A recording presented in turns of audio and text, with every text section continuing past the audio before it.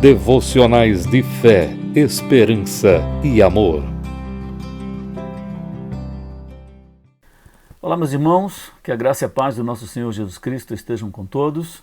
Estamos de volta aqui com mais um devocional que o presbitério da Igreja Batista do Parque Industrial, em São José dos Campos, tem proposto e oferecido aos irmãos. Eu gostaria de propor hoje o texto de 1 Reis, no capítulo 22. Uma breve meditação a respeito de um aspecto da vida do rei Josafá.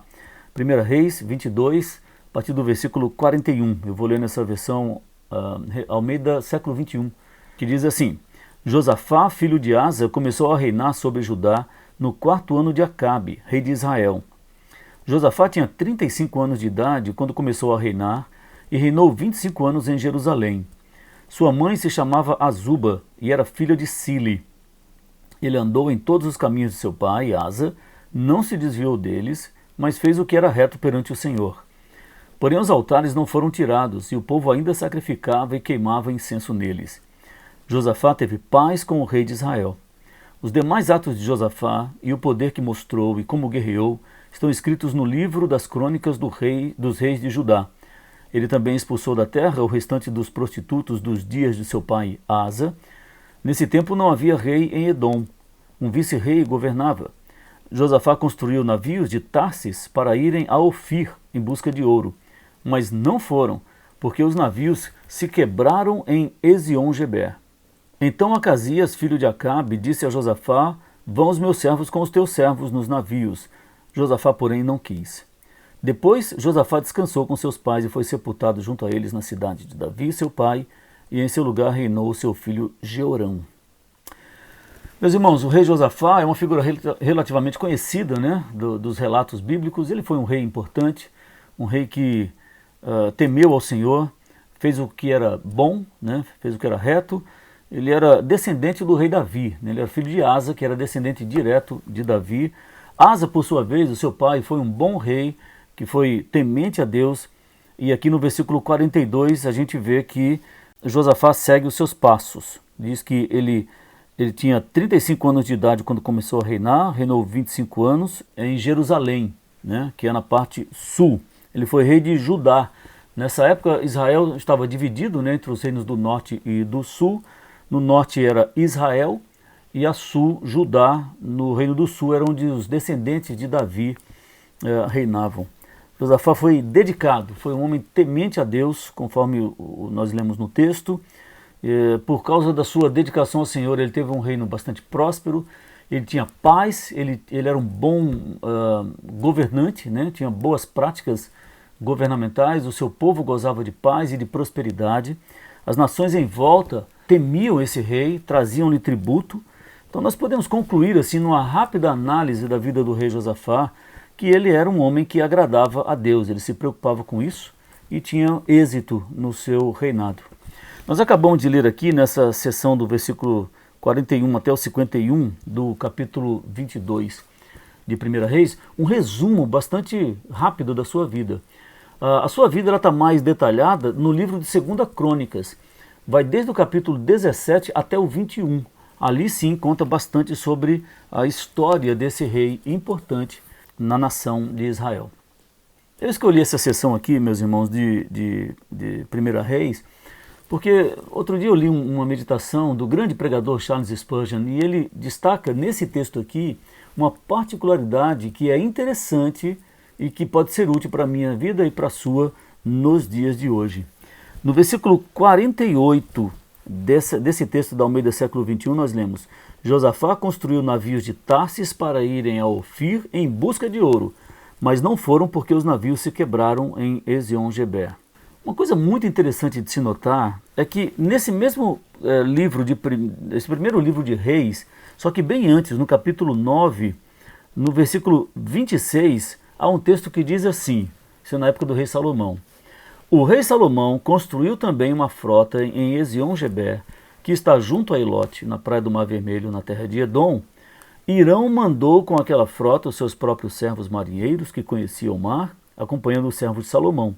Eles foram para Ofir e tomaram de lá 420 talentos de ouro, que levaram para o rei Salomão.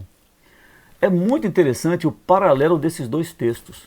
A época não é tão distante assim, mas as cidades e o propósito são exatamente os mesmos.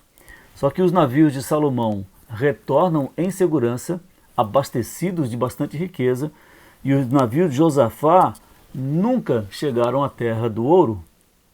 É interessante como a providência de Deus, né, faz com que um seja bem-sucedido e outro seja frustrado nos seus planos. Mesmo negócio, quase na mesma época, os mesmos locais, mas na providência de Deus coube a um ser bem-sucedido e a outro não. Agora, o Deus de Salomão e o Deus de Josafá é o mesmo, né? Ele não mudou, é o mesmo Deus que reina e governa a nossa vida hoje. Ele é o grande administrador e ele é tão sábio e tão bom, tanto numa época quanto em outra. O nosso Deus é tão sábio e tão bom na época de Salomão, quanto o foi na época do rei Josafá, quanto é nos dias de hoje. Não são as circunstâncias que nós vivemos, meus irmãos, que determinam a sabedoria e a bondade do nosso grande administrador, do nosso grande Deus. O Charles Spurgeon ele vai dizer sobre esse texto: na lembrança deste versículo que nós lemos, desses versículos que nós lemos agora, que nós tenhamos a graça para bendizer ao Senhor pelos navios que foram quebrados em Ezion-Geber, bem como pelos navios que voltaram repletos de bênçãos materiais.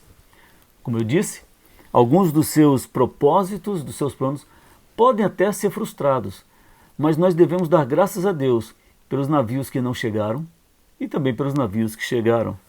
Nós não devemos sofrer, meus irmãos, com inveja em relação àqueles que prosperam. Nós não devemos murmurar diante das nossas perdas, diante das coisas que nos acontecem, que nos trazem prejuízos muitas vezes. Nós vivemos nesse mundo sob a ação de várias circunstâncias, a ação do nosso pecado, da nossa própria cobiça, da nossa indignidade, da nossa incapacidade de ver o Senhor, de ouvi-lo. Então, muitas coisas acontecem em nossa vida que nós devemos ficar atentos para que não sejamos como os ímpios, né, que murmuram pelas perdas ou que invejam quando as pessoas prosperam ao seu redor. Não estranhe se acontece alguma coisa errada na sua vida, como se você fosse o único a sofrer nesse mundo. Definitivamente não é. Nós vemos aqui que Josafá era um homem precioso aos olhos de Deus, um homem bom, um homem que foi fiel ao Senhor, como nós também podemos ser. Nós somos alcançados pela graça do Senhor, pela sua grande misericórdia e favor. Nós temos o nosso Senhor Jesus Cristo que se fez um de nós para nos resgatar. Mas, apesar de tudo isso, meus irmãos, alguns planos, alguns projetos podem fracassar, podem acabar em desapontamentos. Portanto, você tem que estar preparado para isso e tem que saber agradecer a Deus por toda e qualquer circunstância que acontece em sua vida.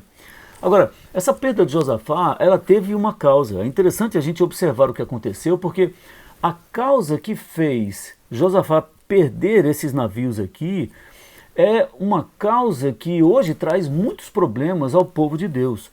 E essa causa é, no caso de Josafá, a aliança que ele fez com uma família pecaminosa, com um rei que fazia tudo de errado diante do Senhor.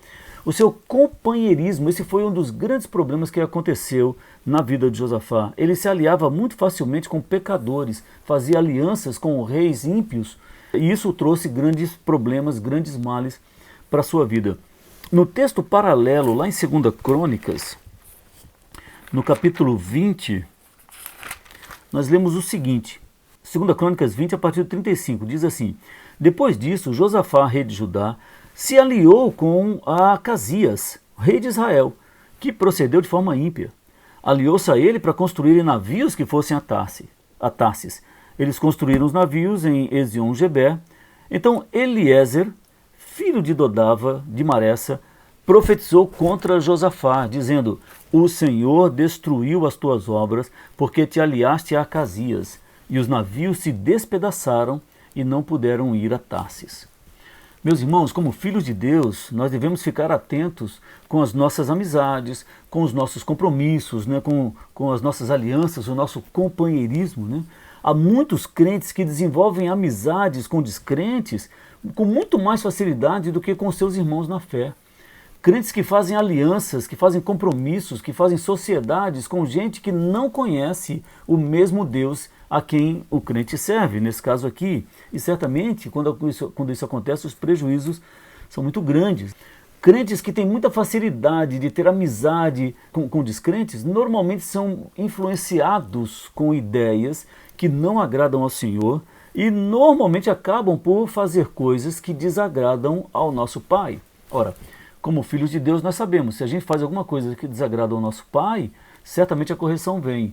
E quando ela vem é dura, quando ela vem é pesada.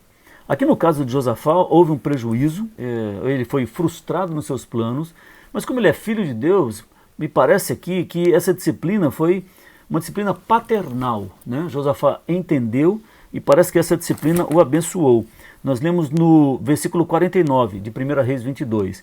Acasias, filho de Acabe, disse a Josafá: vão os meus servos com os teus nos navios. Josafá, porém, não quis. Então parece que ele aprendeu a lição e não permitiu que os seus servos velejassem nos mesmos barcos dos servos do rei Acasias. Então a experiência de Josafá, ela deve servir para nós, meus irmãos, como uma advertência. Nós devemos evitar estar inequivocadamente com os incrédulos. A gente tem que ter cuidado com as nossas alianças, com as nossas amizades. Onde está o nosso prazer? Está em estar, parece uma redundância, né? Mas o nosso prazer está onde? Em estar com o povo de Deus ou em estar no meio dos incrédulos? O apóstolo Paulo, ele faz uma advertência quando ele escreve aos Coríntios, na sua segunda carta, no capítulo 6. Ele diz assim no versículo 14: não vos coloqueis em julgo desigual com os incrédulos, pois que sociedade tem a justiça com a injustiça? Que comunhão há entre luz e trevas? Geralmente, meus irmãos, é uma vida de miséria, né? Quando os crentes eles se unem com os incrédulos em todo tipo de compromisso, em sociedades, em alianças, em compromissos, em casamentos. Normalmente, quando um crente se relaciona de forma tão profunda assim com um incrédulo, a vida é uma vida bastante problemática, bastante sofrida. Então que o Senhor nos ajude, né? Que tenhamos mais amor pelo Senhor Jesus. Certamente, se nós amarmos mais o nosso Senhor, nós vamos amarmos mais aqueles a quem o nosso Senhor também deu a vida para resgatar, como fez conosco. Que Ele nos ajude, que nos dê a sua graça, que nos dê a sua bênção para sabermos viver nesses dias de hoje. Que o Senhor a todos abençoe. A Palavra de Deus, pelo Presbitério da Igreja Batista Parque Industrial, São José dos Campos.